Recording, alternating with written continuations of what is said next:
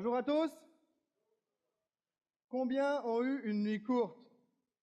Si vous êtes honnête, là, vous devriez à peu près y avoir une 50aine de personnes si les prochaines viennent à la deuxième réunion. Quelle belle soirée hier avec Option Rive-Nord. Merci Seigneur pour tout ce qui a pris place. Merci pour l'œuvre qui prend place depuis, c'est pas nouveau, mais c'est vraiment réjouissant de voir tout ce qui se passe. C'est une joie ce matin de pouvoir vous apporter le message. Vendredi Saint, nous avons assisté, nous sommes remémorés l'exécution de Jésus.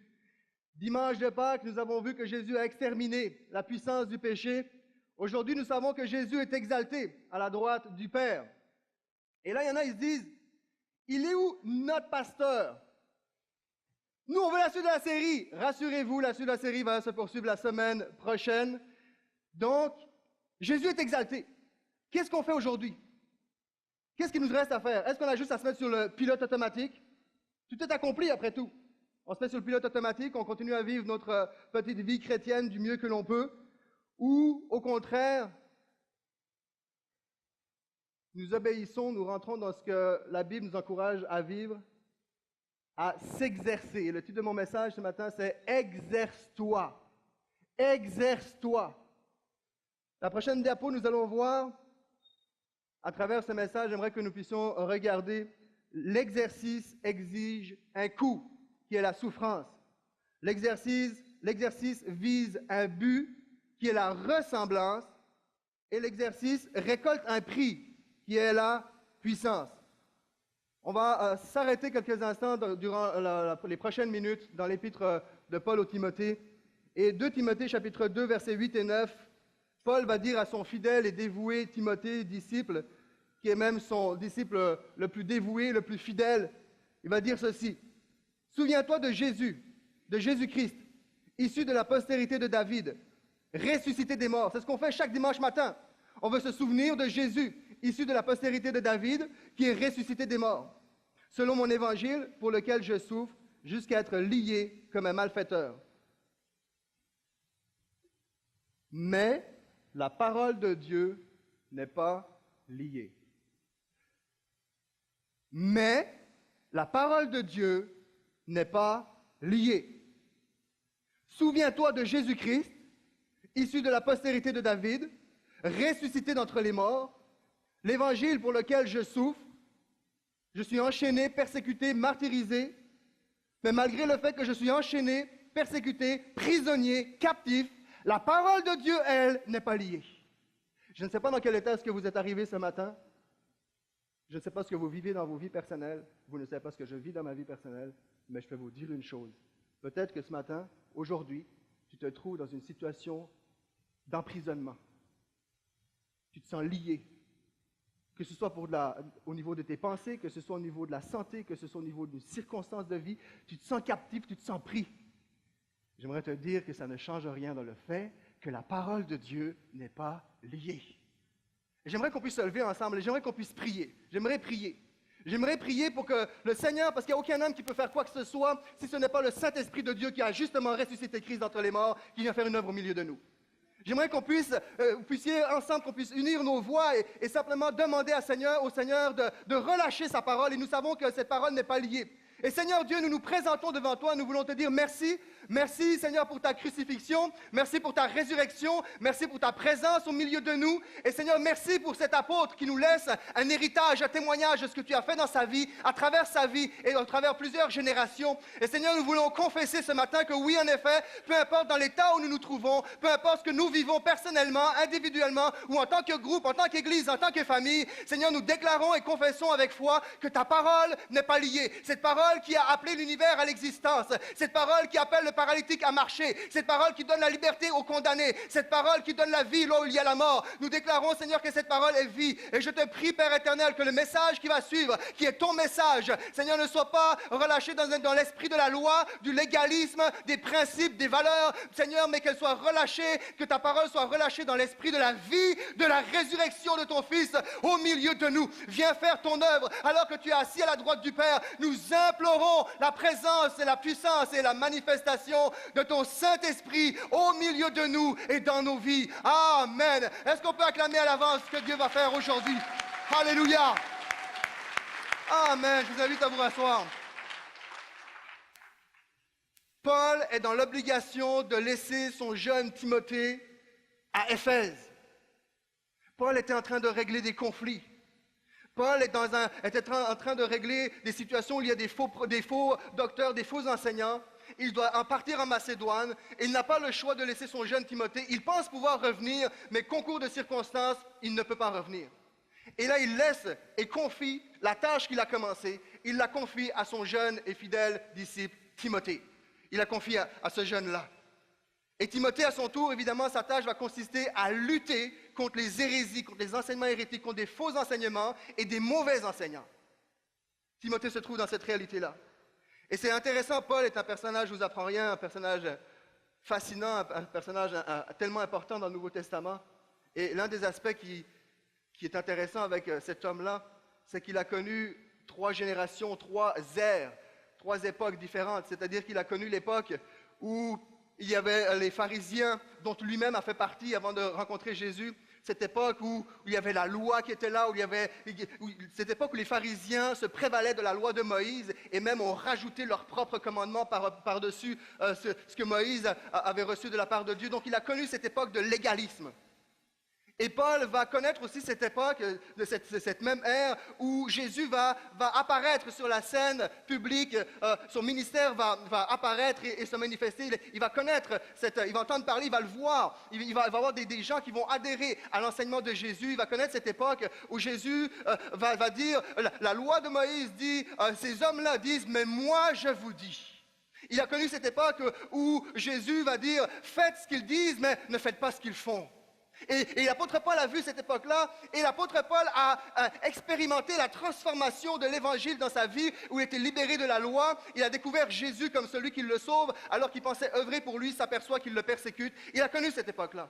Mais ce qui est intéressant pour nous aujourd'hui, c'est qu'il a aussi connu l'époque de cette génération acquise, de cette génération qui est née dans l'Église. Et Timothée fait partie de cette génération-là. Puisque Timothée est le 3e de sa génération, sa grand-mère, Loïs, si je ne me trompe, sa grand-mère Loïs et sa mère Eunice étaient chrétiennes. Il est, d'une certaine façon, né dans l'Église. Il est issu d'une famille chrétienne, comme plusieurs d'entre nous ici.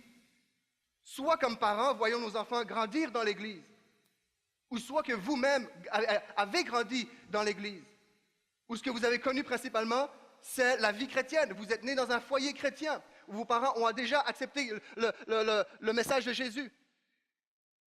Et je trouve ça intéressant parce que moi, ce que ça me dit, c'est que l'apôtre Paul, quand il s'adresse ici dans ce contexte de l'épître aux Timothée, il n'est plus très très jeune. Il arrive un petit peu vers la fin de sa vie, tranquillement, pas vite, et il veut léguer un héritage à son jeune fils spirituel. Il veut léguer un héritage et d'une certaine manière, il veut livrer de façon sérieuse ses secrets les plus précieux comme un père, léguerait son précieux héritage à son fils, de façon à s'assurer que son fils spirituel puisse poursuivre la course comme lui-même l'a fait. Et ce qui m'intéresse ici, c'est que l'apôtre Paul a connu plusieurs générations, plusieurs ères. Il a fait preuve de persévérance. Il en a vu du monde. Il en a de l'expérience. Et c'est ce qu'il s'apprête à faire, à livrer son secret, son héritage, sur comment se comporter en tant que chrétien, sur comment faire pour ne pas déconnecter, ne pas décrocher du ministère, comment faire pour tenir ferme dans une génération qui est corrompue de plus en plus. Il a connu toutes ces époques-là. Plusieurs sont nés dans l'Église. Pour certains, l'Église, la foi, c'est juste une culture. Ça fait partie de ta culture. Ça ne veut pas dire forcément que Jésus est une expérience dans ta vie personnelle. Ça ne veut pas dire que si nous sommes nés dans une famille chrétienne, qu'automatiquement la foi est uniquement une question de culture.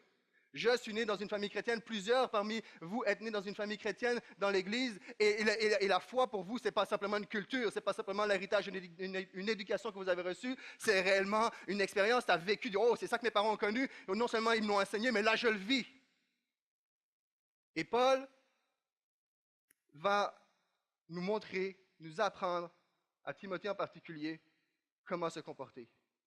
Et je crois que l'un des secrets les plus précieux qu'il le livre, c'est celui-ci. Ça, il n'y a pas de théologie, c'est une pensée personnelle, ce n'est pas fondé théologiquement ou autre, c'est une interprétation personnelle que je vous livre ce matin. 1 Timothée chapitre 4, verset 8, qui a fait l'objet du titre de ce message. Exerce-toi à la piété. car l'exercice corporel est utile à peu de choses, tandis que la piété est utile à tout, ayant la promesse de la vie présente et de celle qui est à venir. Exerce-toi la piété, car l'exercice corporel est utile à peu de choses. Il faut comprendre que la Bible est écrite dans un contexte et une époque bien particulière. Si l'apôtre Paul avait dû écrire cette épître-là à l'un d'entre nous, je pense que dans la génération McDonald's que l'on vit et du fast-food, il aurait certainement dit « L'exercice est utile à beaucoup de choses. » Mais il met l'emphase, c'est correct l'exercice, mais la piété est tellement plus importante parce qu'elle va influencer ta vie présente et ta vie future. La piété. Je vais venir pas mal plus tard, mais c'est quoi la piété? Ça, c'est quasiment démodé comme terme. Un homme, une femme pieux, pieuse, la piété. Exerce-toi à la piété. On va y revenir. Vous savez, j'aime beaucoup Timothée. Parce que quand on parle d'un Paul, d'un Pierre, on souhaiterait, on n'accepterait pas le compliment parce que c'est quand même trop élevé, mais on aspirerait à être un Paul, un homme de caractère, un homme qui fonce, un Pierre qui a peur de rien, qui, bon, après ça, se mord les doigts parce qu'il a fait des bêtises, mais un Timothée. Timothée m'intéresse parce que Timothée, il est jeune. Il n'a même pas 40 ans, il est loin d'avoir 40 ans. Il est jeune et dans un contexte où il s'est intimidé. Intimidé, évidemment, parce qu'il fait face à toutes sortes d'enseignements différents, puis il faut qu'il se lève. En plus de sa jeunesse, il faut qu'il aille confronter des plus anciens que lui sur des enseignements bibliques, des enseignements divins. Il est jeune, on nous dit qu'il est fragile dans sa santé. Timothée n'a pas grand-chose pour lui, mais Timothée, je l'aime. Rien que son nom déclenche en moi, me donne le goût de lui donner un capital de sympathie. Tim comme Tim Horton. Je sais pas. OK, ça, c'est le célébrant des consacrations en moi qui parle. Si tu veux que ton enfant ait une faveur dans sa vie, la faveur sur sa vie, appelle-le Tim. Les portes vont s'ouvrir devant lui. Là. Non, mais en partant, j'aime Timothée. Pourquoi? Parce qu'il nous dit, exerce-toi à la piété. Le message s'adresse à Timothée directement, qui est le disciple de Paul, mais qui est le leader d'Éphèse à ce moment-là, malgré son âge. Il dit, exerce-toi. Et ce message-là s'adresse à Timothée, mais via Timothée, nous allons le voir, va s'adresser à chaque croyant, à l'Église. Et même un peu plus loin, va s'adresser, j'irais même oser jusqu'à dire qu'il va s'adresser aux non-croyants. Exerce-toi à la piété. Pourquoi je l'aime? Pourquoi je dis que je l'aime? Parce que ce n'est pas réservé à une élite en particulier. Ce serait un homme de caractère, on dit, c'est correct, c'est un homme, exerce-toi la piété, c'est fort. Il ne fait pas partie de cette élite particulière. Si Timothée peut répondre à l'appel de exerce-toi à la piété, malgré son âge, le contexte d'intimidation dans lequel, sa santé fragile, alors vous et moi pouvons répondre à cet appel-là. Vous et moi pouvons rentrer dans cet ordre de marche que Dieu donne à Timothée et en même temps pour son Église. Il dit, exerce-toi, exerce-toi. Personne ne peut le faire à ta place. Wow, personne ne peut le faire à ta place.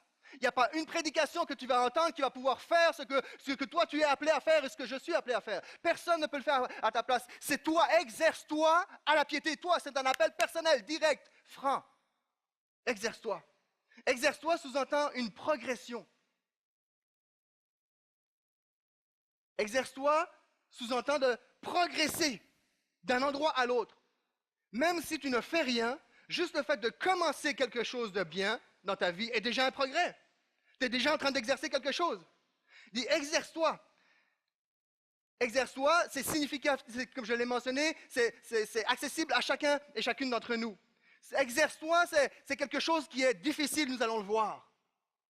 C'est pas inné. S'il nous demande « exerce-toi », c'est parce que ce n'est pas inné. Il y a un effort à fournir. C'est difficile, il y a quelque chose à faire. Il dit « exerce-toi ». Il ne dit pas « essaye-toi ».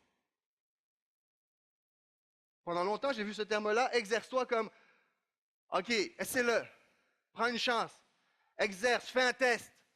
Non, ce n'est pas « exerce-toi » dans le sens « essaye-toi ». Exerce-toi dans le sens, pratique-toi. Pratique-toi. Do it. Fais-le. Pas fait un test, fais-le. Essayez, quelqu'un a dit, essayez, c'est déjà perdre. Arrête de pédaler en vélo, c'est une question de temps, tu es déjà en train de reculer, voire tomber même. Essayer, c'est déjà perdre. Jésus ne nous appelle pas à essayer, il nous appelle à pratiquer.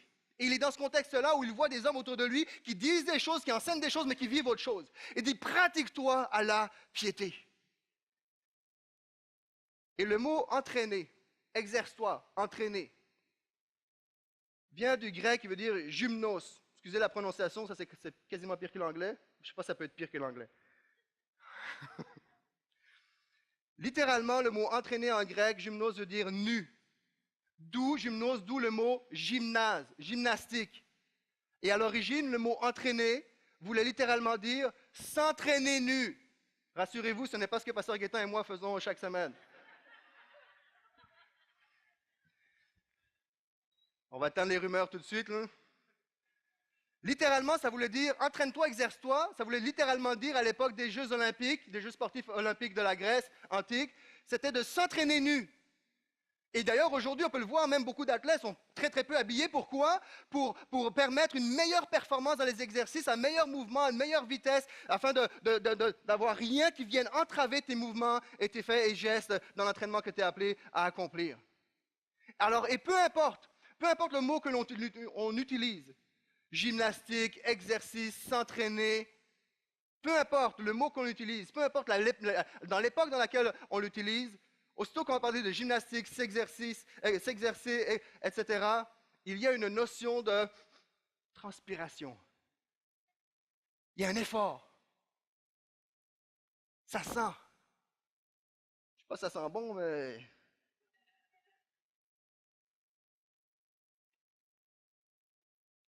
Paul est en train de dire à Timothée, si tu veux combattre le bon combat et remporter la victoire, il va falloir que tu te mettes à nu spirituellement parlant. Il va falloir que tu te débarrasses de tout ce qui est une entrave dans ta vie. Il va falloir que tu règles certaines unions malsaines dans ta vie. Il va falloir que tu mettes de côté certaines pratiques pas bonnes dans ta vie. Il va falloir que tu arrêtes de lire des choses qui affectent tes pensées et qui nuisent à ta marche spirituelle, à ton progrès, à ta croissance. Paul est en train de dire, exerce-toi. Tu vas transpirer, il y a un effort, tu vas souffrir. Et c'est intéressant parce que, aussi timide que peut être Timothée, je ne le lis pas pour vous, mais rapidement, c'est toujours dans Timothée, c'est à Timothée que Paul va dire, entre autres à lui, mais il va lui dire, souffre avec moi comme un bon soldat de Jésus-Christ. Je sais pas si tout un appel. Qui c'est qui ce matin veut souffrir avec moi? C'est pas populaire. Souffre avec moi comme un bon soldat de Jésus-Christ. Il y a la notion de soldat. Le soldat ne s'embarrasse pas des affaires de la vie s'il veut plaire à son capitaine. Je le paraphrase. S'il veut plaire à son chef. Il ne s'embarrasse pas. Toujours dans Timothée, la suite des versets.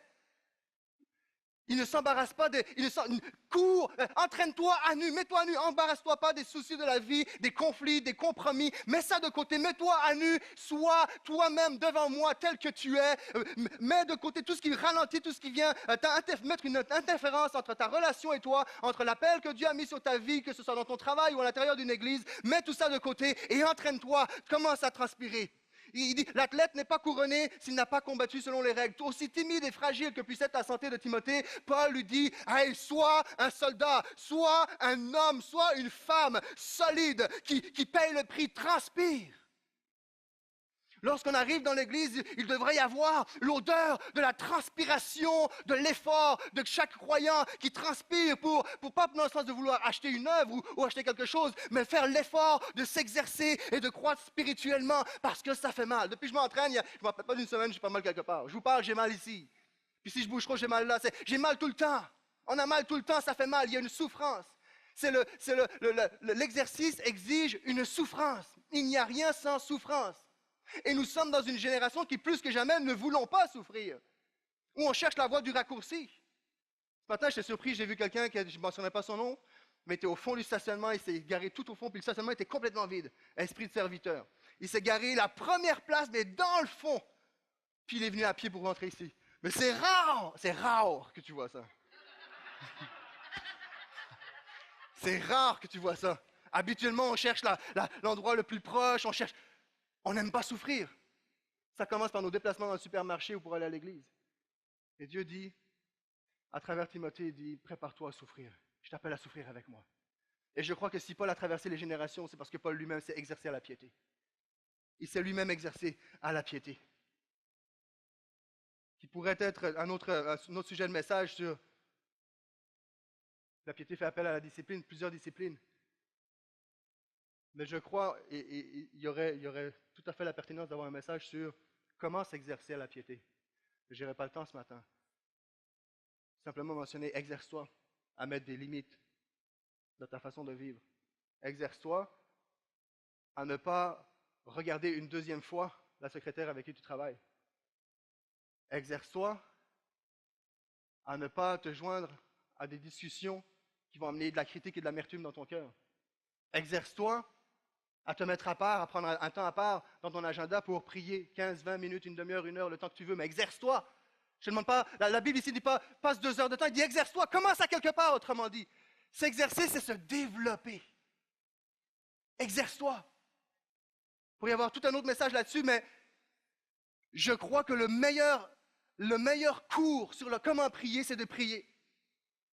La meilleure leçon que nous puissions avoir sur comment s'exercer et dans quel domaine à la piété, c'est d'avoir des modèles autour de nous.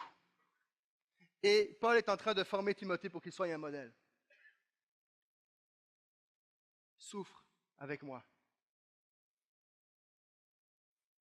Parce que l'objectif visé de l'exercice, contrairement à ce que peut s'attendre, qui est la performance, c'est la ressemblance. La ressemblance.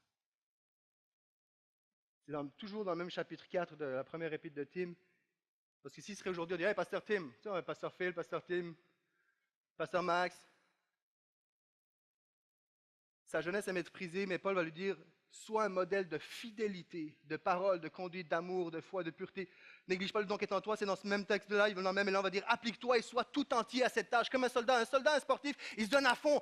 Moi, j'ai travaillé avec des gens dans le séculier qui avaient une passion pour un sport, puis ils soulevaient des palettes, puis lui, c'est pas une palette qu'il soulevait, il est en train de faire son exercice, il est même pas au travail. Tout ce qu'il fait, c'est en fonction d'eux, il parle en fonction d'eux, c'est toujours en fonction de la passion qui l'anime.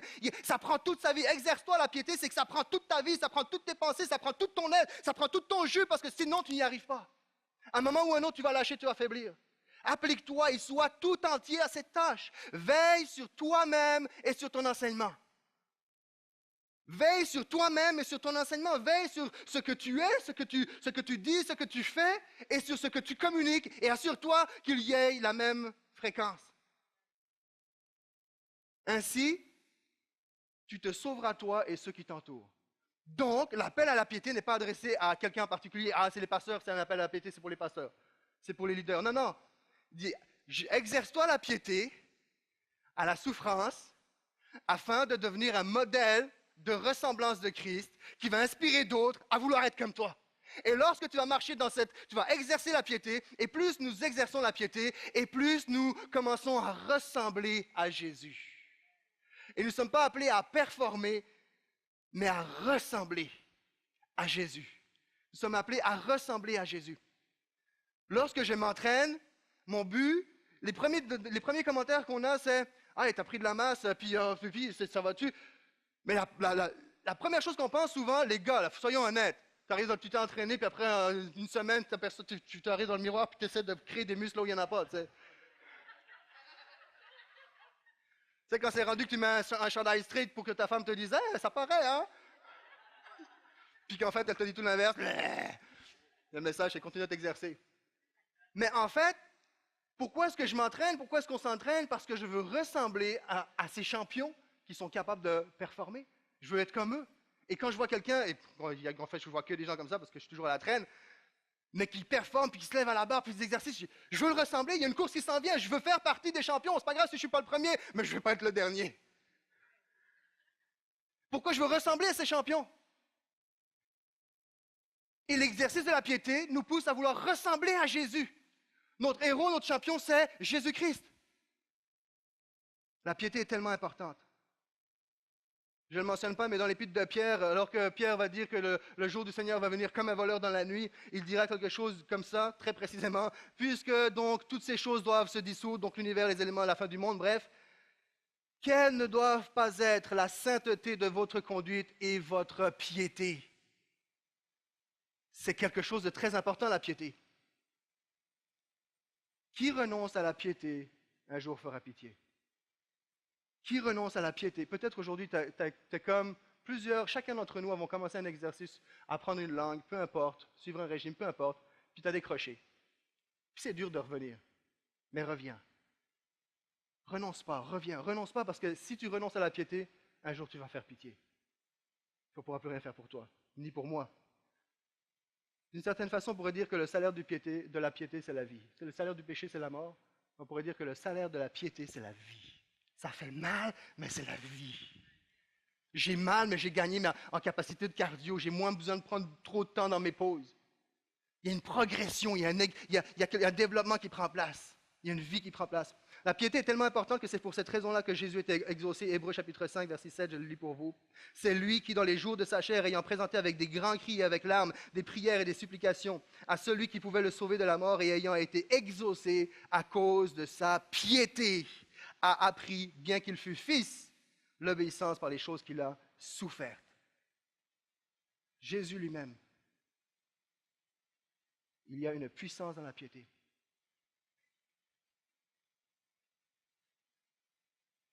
On va regarder un autre texte. On a vu 1 Timothée 4, 8. J'aimerais qu'on puisse regarder 2 Timothée, chapitre 3. Et on va voir, nous allons constater à quel point, là où il n'y a pas de piété, il n'y a non seulement aucune ressemblance avec la personnalité de Jésus, mais il y a une opposition totale au caractère de Christ.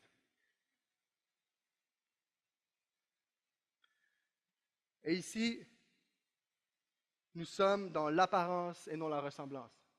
À ne pas confondre. 2 Timothée chapitre 3, versets 1 à 5. Sache que dans les derniers jours, il y aura des temps difficiles. Et c'est pour ça que le exerce-toi, je considère ce mot d'ordre exerce-toi, nous savons, à la piété, est un appel à figurer parmi les premiers dans ces derniers temps. Exerce-toi à la piété est un appel de Dieu pour son Église encore aujourd'hui à figurer parmi les premiers dans les temps qui sont ces derniers que nous vivons présentement. Il y a vraiment, dans ce message-là de l'apôtre Paul à Timothée, un message pour notre Église, l'Église d'aujourd'hui, à prendre très, très au sérieux. Ça a toujours existé. Il écrit ça déjà dans son époque, fait qu'imaginez. Mais plus que jamais, il y a toute une liste qu'on va lire. Il dit, sache que dans les derniers jours, sache qu'à la fin de l'histoire, il y aura des temps difficiles. Et moi, je le dis, ce n'est pas dans le texte, mais si on n'a pas appris à s'exercer à la piété, on ne passera pas à travers. Parce que tout autour de nous, plus que jamais, je ne dis pas que c'est nouveau, mais plus que jamais, nous pousse à chercher la loi, à développer la philosophie de la loi du moindre effort.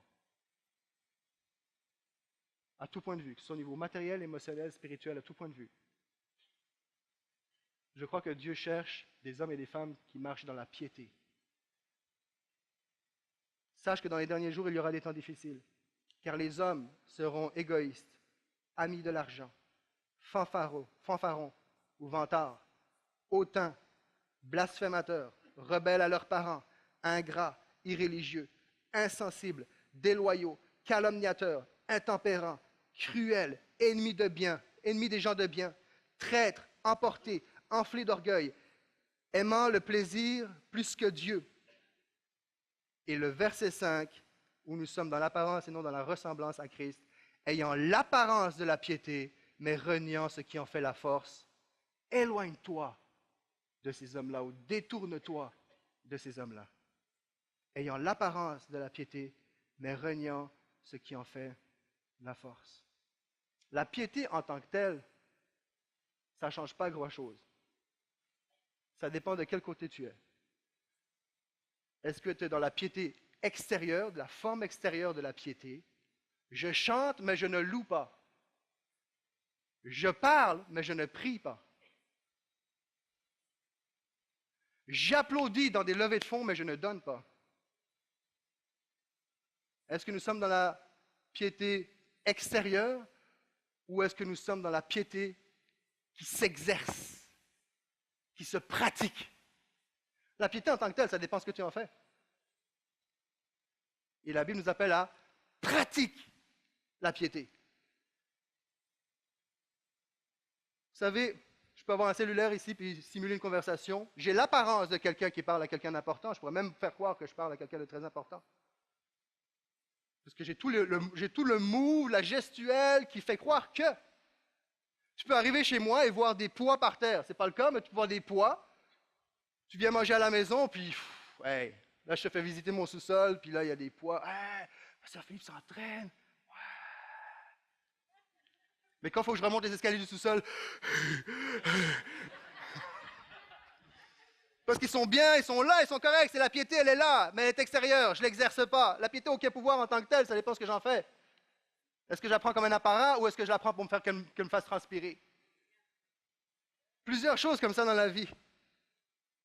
Hein, il y a des dames, ils ont des résolutions de début d'année avec la vidéo cardio de, je pense que c'est José Lavigueur, je pense, ça se peut-tu? Cardio, puis des piles de vidéos. Mais il y a plein de films qui passent à la télé, sauf ces vidéos-là. C'est une apparence. L'apparence de la piété, ce sont, et ça c'est, l'apparence de la piété, ce sont ceux qui disent ce qu'ils croient, mais ne croient pas ce qu'ils disent. Ça, c'est minable. C'est pas méchant ce que je dis, c'est juste minable. C'est pathétique. C'est pathétique.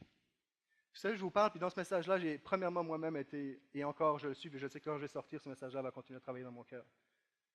On a tous des zones dans notre vie où on dit des choses, puis on fait autre chose. Alors moi, je serai tout seul. Que celui qui n'a pas péché jette la première pierre. C'est pathétique, ça. De dire ce que l'on croit, mais de ne plus croire ce que l'on dit. Et c'est tellement devenu habituel que des fois, il y a des chants qu'on chante et on ne réalise même pas ce qu'on est en train de chanter. Il transforme mal ou en vain. Donne à la vue de ses mains. C'est comme, OK. Puis là, tu as un problème, tu as un défi, tu as besoin d'un miracle, là, puis tu dis ce que tu crois, puis tu ne crois pas ce que tu dis. Toi ou moi. L'apparence de la piété, c'est des gens qui ont été éventuellement réformés, mais non régénérés. Voire conformés à un style de vie, mais pas régénérés par la puissance du Saint-Esprit. Saviez-vous qu'il est possible de faire ce que l'on fait chaque dimanche matin, chanter, jouer des instruments, accomplir des bonnes œuvres, partager nos douleurs et nos joies, s'accueillir les uns les autres, et ne pas être une église à l'image de Dieu? J'ai découvert une église comme celle-ci. Ça s'appelle l'église athée. Ça fait à peu près 3 mois qu'elle existe à Londres. Je vous invite à regarder la vidéo qui va suivre. On devrait tous pouvoir être au pub d'ici 2h30. Nous sommes bien dans une église, mais dans une église sans Dieu. Bienvenue à la Sunday a Sunday, l'assemblée du dimanche, première messe athée de Londres. Ici, pas de Notre Père ni d'Alléluia, place à Bonnie Tyler ou aux Beatles. Depuis 3 mois, ce rendez-vous mensuel unique mélange musique, discours, considérations morales et beaucoup d'humour. Il m'a regardé droit dans les yeux et il m'a dit « Vous avez déjà déplacé un cadavre trouvé dans un arbre ?» À l'origine du projet, 2 comédiens qui cherchaient à rassembler les non-religieux. Ils ont emprunté certains aspects du culte traditionnel et leur devise n'est pas si éloignée des préceptes chrétiens. Aider souvent, vivre mieux, s'émerveiller plus. C'est comme si vous aviez une super paire de chaussures, mais qu'il y avait un caillou dedans. Vous ne jetteriez pas les chaussures, vous enlevez juste le caillou. Eh bien, c'est ce que nous avons fait. Nous avons juste enlevé le Dieu. Malgré un certain côté provoquant, les églises traditionnelles ont favorablement accueilli cette nouvelle communauté. En 10 ans, le pourcentage de Britanniques sans religion est passé de 15 à 25%, mais visiblement, l'appétit pour une réunion athée existait. Ce dimanche, les 2 services ont attiré 400 londoniens et plusieurs dizaines n'ont pas pu entrer. Ma foi et mes croyances, c'est l'humanité et l'action. L'assemblée du dimanche, c'est quelque chose qui me parle. J'adore m'impliquer. Je crois énormément en la science, les preuves, la logique, tout ça. Donc oui, je dirais que je suis probablement athée et agnostique et je vais sûrement revenir ici. À ce rythme, les nouveaux prêtres vont devoir mettre en place plus de sessions. C'est déjà prévu à Glasgow en mars et en Australie en avril, et plus de 200 non-croyants du monde entier les ont déjà contactés pour organiser des événements similaires. Ça existe. Quand j'ai vu ça, j'étais troublé, choqué, horrifié. Aujourd'hui, je suis encouragé. Je vais vous dire pourquoi. La phrase la plus frappante là-dedans, c'est comparer Dieu à une pierre dans le soulier, d'enlever le soulier de la pierre. Puis c'est tellement biblique. Hein, c'est l'apôtre Pierre qui dit « Approchez-vous de lui, pierre vivante ». Il parle de l'Église, il parle de vous et moi. Rejetée par les humains, certes, mais choisie et précieuse aux yeux de Dieu. Vous-même comme des pierres vivantes, donc Jésus est comparé à une pierre vivante. Vous-même comme des pierres vivantes, Église, construisez-vous pour former une maison spirituelle, un saint sacerdoce, afin d'offrir des sacrifices spirituels agréés de Dieu par Jésus-Christ. Car voici ce qu'on trouve dans l'Écriture, prophétie, dans l'Ancien Testament. Je vais poser en Sion une pierre angulaire, choisie et précieuse, on parle de Jésus. Et celui qui croit en elle ne sera jamais pris de honte. L'honneur est donc pour vous, pour nous qui croyons, qui croyez, mais pour les gens sans foi, c'est la pierre que les constructeurs ont rejetée, qui est devenue la principale, celle de l'angle. Une pierre d'achoppement, un rocher de scandale à cause de la chute. Ils s'y achoppent en refusant d'obéir à la parole. Wow! Il n'y a rien de nouveau sous le soleil. Hein? Crois en Jésus, et Jésus, comme une pierre, comme un roc, va devenir ta base solide, ton abri le plus sûr, mais crois pas en lui, puis c'est comme tu vas boiter. Pire que ça, la Bible nous dit, tu vas t'enfarger dedans, tu vas te faire mal, tu vas tomber, tu vas écraser la face à terre. Je vous invite à croire en Jésus. Plus que jamais.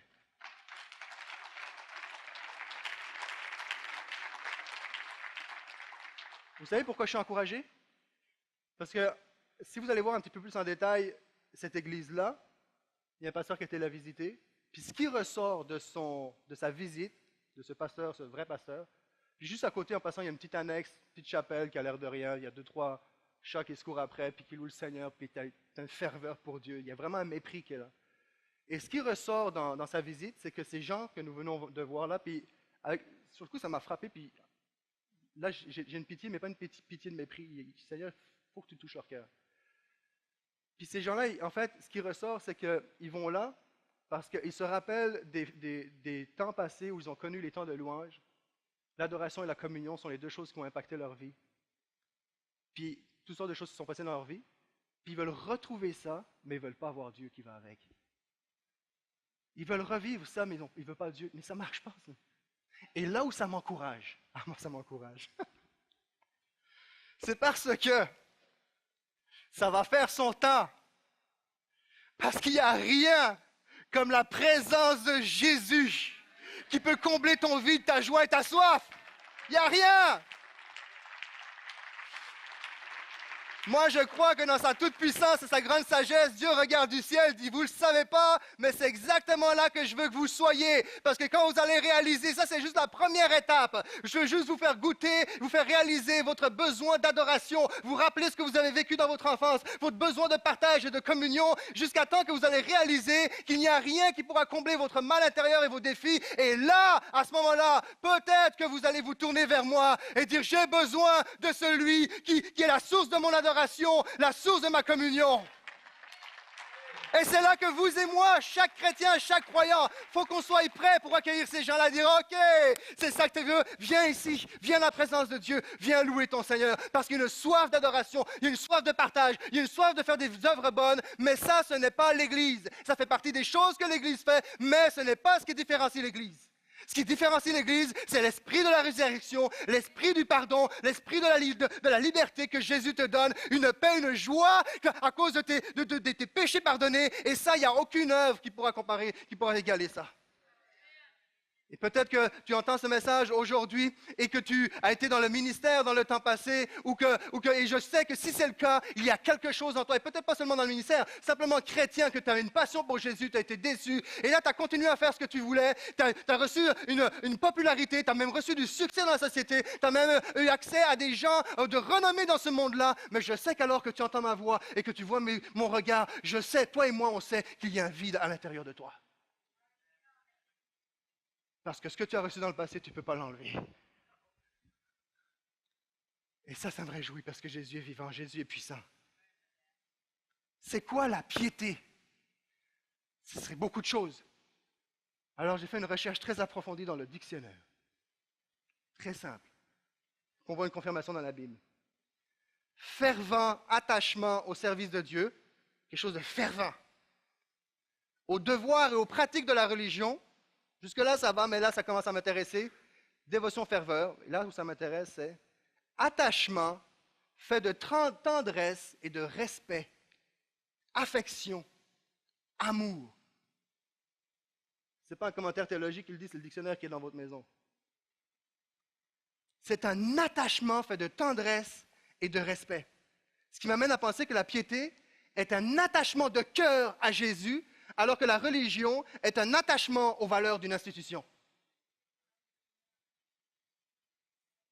Et la Bible dit, et je prends la version du Sommeur, le même texte que nous avons lu, exerce-toi la piété car l'exercice corporel est utile à tous, à peu de choses, tandis que la piété est utile à tout. Tandis que la piété est utile à tout. Dans la version du Sommeur, va dire, l'exercice physique a son utilité, certes, mais il est limité.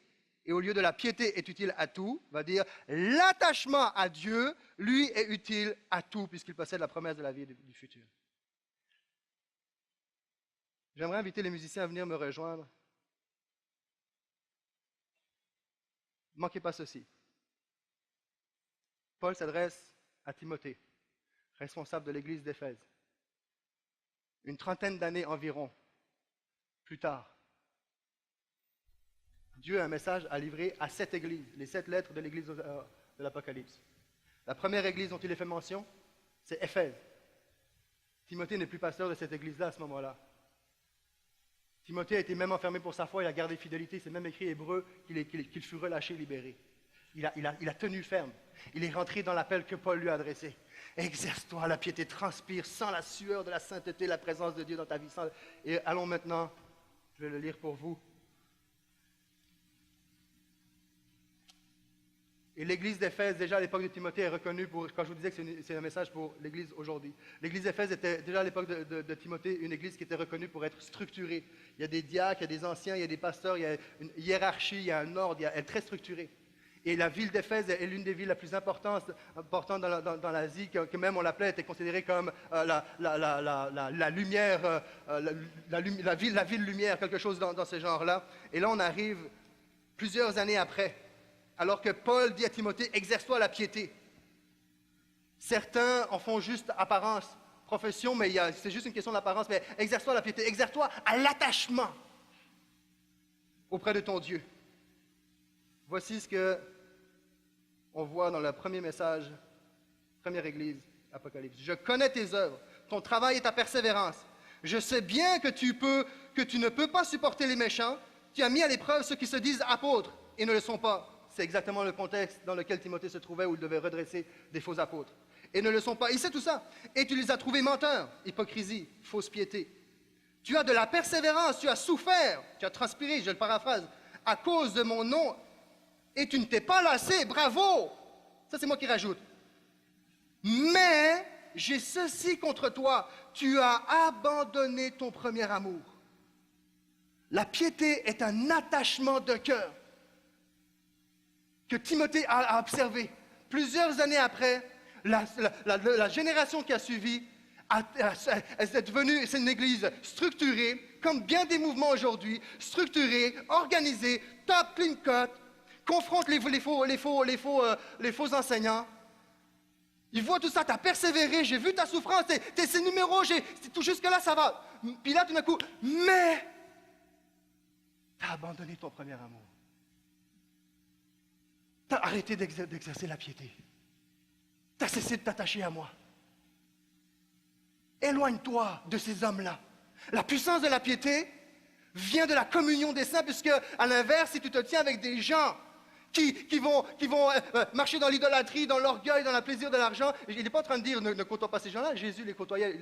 Timothée lui-même, quelques chapitres avant, il dit redresse-les avec douceur, il y a un respect.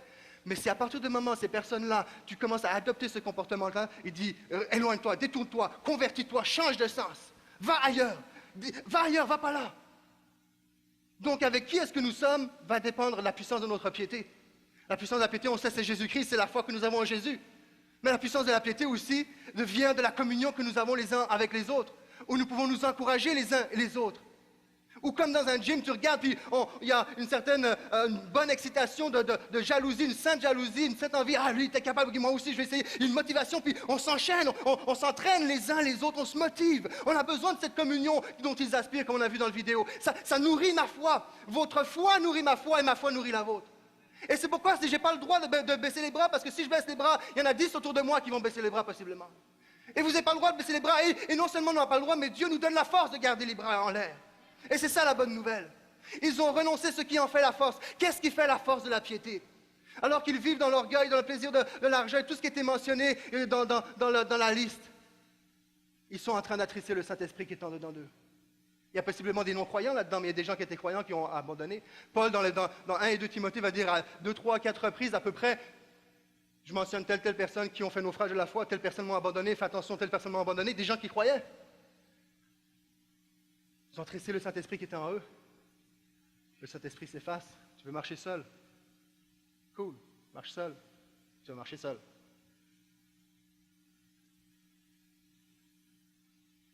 Puissant pour faire des œuvres extraordinaires, mais tellement difficile de devenir un chef-d'œuvre pour Dieu. Où ils ne sont pas capables, leur piété n'a aucune puissance, c'est juste l'apparence. Et la puissance de la piété, le résultat, le prix, la récompense de la piété, c'est la puissance. La puissance pourquoi? Pas pour accomplir des miracles, même si ça fait partie d'eux. La puissance de lutter contre le péché. La puissance de dire non à l'orgueil, non à la jalousie, non au plaisir de ce monde.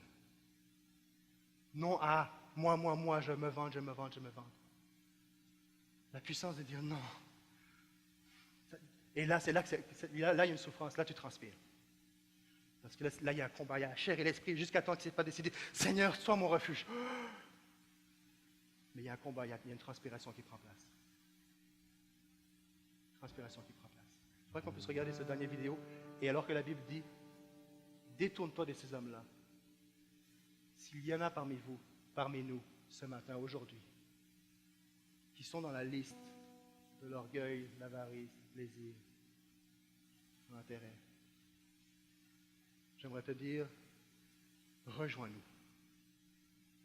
Rejoins des hommes et des femmes qui marchent dans la piété. Et à nous qui sommes croyants, soyons des modèles. Mais rejoins-nous. Je crois que le Seigneur, aujourd'hui, et à travers toutes les prochaines, jusqu'à ce qu'on son retour, va travailler très fort pour faire ce que nous voyons dans la vidéo ici, s'il vous plaît. 1 minute.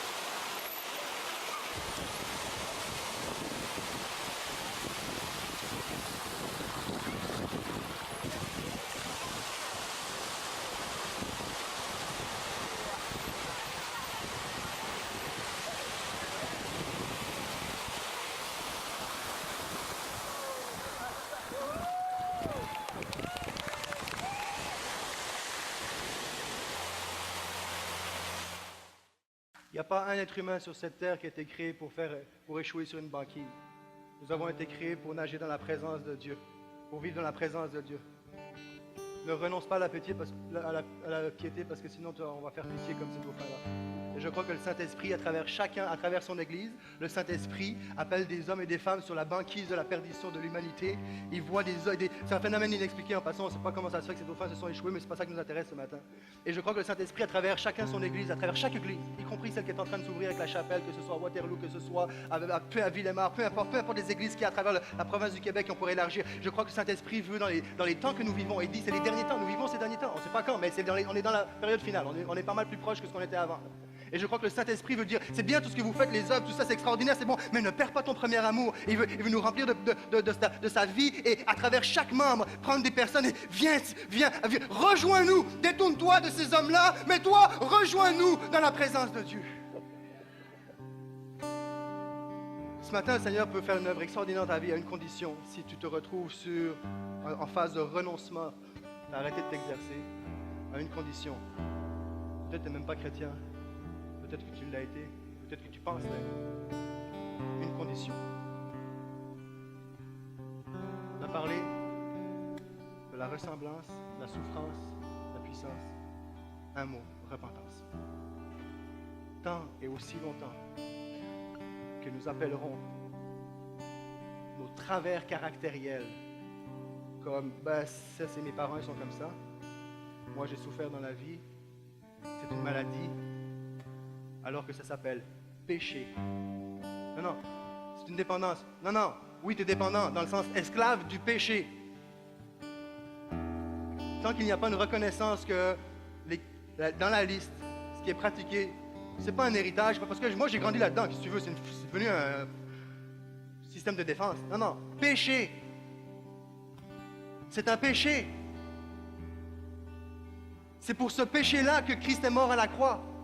Et tant aussi longtemps qu'on trouvera une excuse pour dire autre chose que hey, c'est un péché, c'est pas une maladie, là, c'est un péché.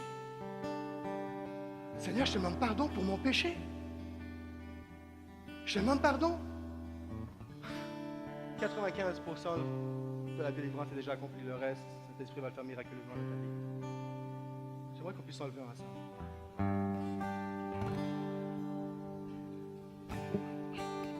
Oh, moi, j'aime pas les autres parce que j'étais blessé. Non. Comprenez-moi, tout ça, ça s'explique. Il y a des raisons en arrière de ça. Il y a des pasteurs qui vont travailler avec toi. Mais devant Dieu, il t'appelle à la vie. Seigneur, je te demande pardon. Remplis-moi de ta vie. Remplis-moi de ton esprit. Sauve-moi. Qu'on puisse chanter ce chant et j'aimerais qu'on puisse terminer avec ce chant à la rivière. Et là où tu es à ta place, Seigneur, peu importe, qu'est-ce qui a résonné dans ton cœur. L'amour s'est refroidi, t'as abandonné, toutes sortes de raisons, mais laisse tous les raisons, les prétextes, les explications, les légitimes même, laisse même ça de côté, dis Seigneur, me voici. Je viens à la rivière tel que je suis.